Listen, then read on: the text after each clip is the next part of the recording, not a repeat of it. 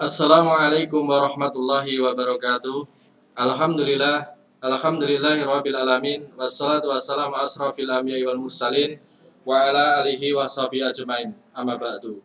Pertama-tama marilah senantiasa kita memanjatkan puji syukur kehadirat Allah Subhanahu wa taala yang pada kesempatan pagi hari ini kita masih diberikan kesehatan oleh Allah sehingga kita bisa bertemu kembali insyaallah dalam keadaan sehat, tidak kurang suatu apapun.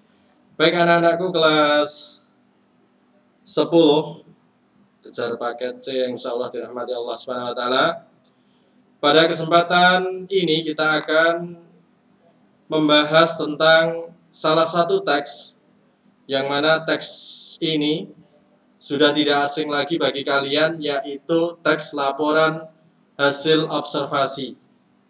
Ya, jadi jenis-jenis teks di dalam bahasa Indonesia itu jumlahnya sangat banyak sekali, tidak hanya 1, 2, 3, bahkan puluhan. Nah, pada kesempatan pagi hari ini, kita akan membahas salah satu jenis teks yang bernama teks laporan hasil observasi. Tujuan pembelajaran yang hendak kita capai pada kesempatan ini adalah setelah mempelajari materi, diharapkan nanti kalian mampu untuk menganalisis kebahasaan teks laporan hasil observasi. Ya, jadi tujuan pembelajaran kita setelah kalian menyimak, memahami materi yang Pak Eko sampaikan ini, diharapkan kalian nanti mampu untuk menganalisis kebahasaan di dalam teks laporan hasil observasi. Baik. Analisis kebahasaan teks laporan hasil observasi. Teks laporan hasil observasi, Pak Eko singkat dengan LHO, termasuk teks faktual. Bisa juga dikatakan termasuk teks non-fiksi atau teks non-sastra. Ya, jadi teks laporan hasil observasi itu termasuk teks faktual, nyata, non-fiksi, yang di dalam penulisannya tidak rekayasa, tidak merupakan hasil imajinasi dari penulisnya. Seperti itu, karena teks laporan hasil observasi termasuk itu teks faktual. Kemudian, di dalam teks laporan hasil observasi itu nanti tersaji sejumlah fakta. Dan teks LHO itu, laporan hasil observasi, tidak boleh menggunakan kata-kata yang imajinatif, tidak boleh menggunakan kata-kata yang berbunga-bunga, tidak boleh menggunakan kata-kata yang namanya sesuai dengan keinginan atau perasaan dari penulisnya. Tidak seperti itu, tetapi harus menggunakan kata-kata yang bermakna lugas yang nanti insya Allah akan kita sampaikan. Baik, teks LHO juga harus menggunakan kata-kata yang lugas. Lugas itu apa artinya? Terbebas dari makna kias. Harus menggunakan kata-kata apa adanya, karena memang kata-kata yang bermakna lugas itu ya berawal dari kata-kata yang mempunyai makna asal, ya, tidak ditambahi oleh adanya perlakuan-perlakuan khusus yang akhirnya menimbulkan kata-kata itu memiliki makna yang berbeda dari makna asalnya.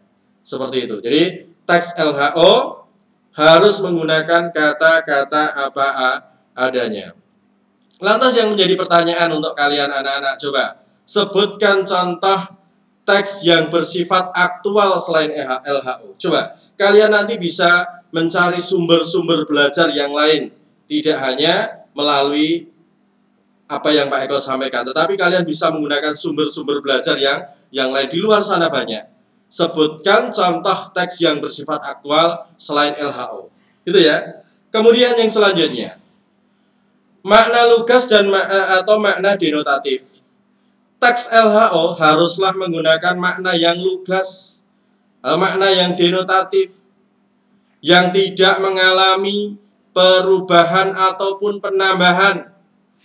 Makna lugas adalah makna yang sesuai dengan konsep asalnya, dan makna lugas itu nanti banyak kita jumpai dalam karya ilmiah, termasuk di dalam laporan hasil observasi. Sebagai contoh saja, kata panas dalam makna lugas harus berarti suhu, tidak boleh yang lain, gitu ya. Pertanyaan lagi buat kalian. Misalkan ada kalimat seperti ini. Beberapa minggu ini badannya panas. Kata panas ini ya, kata panas ini termasuk kata lugas atau bukan? Kalau lugas, mengapa demikian? Kalau itu bukan, mengapa juga demikian? Ini pertanyaan yang harus kalian jawab terkait dengan makna lugas ataupun makna denotatif ini. Gitu ya. Jadi teks laporan hasil observasi haruslah menggunakan kata-kata yang bermakna lugas atau kata-kata yang bermakna denotatif. Kemudian yang selanjutnya makna kias atau makna konotasi. Teks LHO haruslah menghindari kata-kata yang bermakna kias. Apa itu kata yang bermakna kias? Adalah kata-kata yang memiliki makna yang berdasarkan perasaan atau pikiran seseorang. Ya, makna kias sebenarnya merupakan makna denotasi, tetapi dari makna denotasi itu mengalami penambahan-penambahan, perubahan-perubahan, akhirnya dari makna denotasi itu berubah menjadi makna kias. Dan makna kias banyak kita jumpai di dalam teks-teks yang bersifat fiksi. Contoh kata panas dalam makna kias tidak harus berarti suhu, bisa berarti yang lain, misalnya marah, kesal, dan lain-lain. Coba ada pertanyaan lagi buat kalian terkait dengan makna kias atau makna konotasi ini. Dia dijadikan kambing hitam dalam peristiwa itu. Nih, kata kambing hitam termasuk kata lugas atau bukan? Kalau kambing hitam itu termasuk kata-kata yang bermakna lugas, mengapa bisa demikian? Atau kalau kalian menyebutkan kambing hitam itu bukan merupakan kata-kata yang lugas, mengapa juga demikian? Gitu ya. Kemudian sedikit ada tambahan tentang hasanah bahasa, artinya sebagai usaha untuk memperbanyak perbendaraan kebahasaan kalian, yaitu yang terkait dengan istilah, nanti bisa kalian baca-baca sendiri tentang istilah ini. Itu anak-anak yang bisa Pak Eko sampaikan pada kesempatan pagi hari ini. Ingat, kalian diharapkan kalian dianggap berhasil mengikuti pembelajaran Pak Eko yang Pak Eko sampaikan ini. Dasarnya ini, indikatornya ini, penandanya ini. Kalian mampu menganalisis kebahasaan teks laporan hasil observasi. Jadi seandainya kalian dihadapkan pada suatu jenis teks LHO, kalian mampu menganalisis itu semua, yang sebagai rambu-rambu garis besarnya sudah Pak Eko sampaikan seperti yang Pak Eko sampaikan tadi. Mungkin itu yang bisa Pak Eko sampaikan, kurang lebihnya Pak Eko mohon maaf. Assalamualaikum warahmatullahi wabarakatuh.